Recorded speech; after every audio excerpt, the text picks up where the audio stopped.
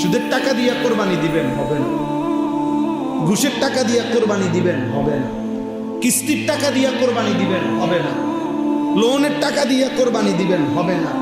2 নম্বরই পয়সা কামাইয়া ওজনে কম দিয়া মিথ্যা বলিয়া মাল হইল 6 নম্বর, কইয়া লাইছেন 1 নম্বর। হ্যাঁ, বুঝেন নাই কথা? যত রকমের 900 ধোঁকা প্রতারণা করে উপার্জিত যে সম্পদটা তো হারাম, ওই হারাম সম্পদ দিয়া অবৈধ রোজগার দিয়ে কোরবানি দিবেন, গোশত খাওয়া হবে, কোরবানি হবে।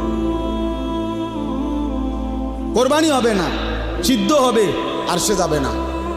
ফেসবুকে আসবে, ইউটিউবে আসবে, মাগার আরশে আজিমে যাবে।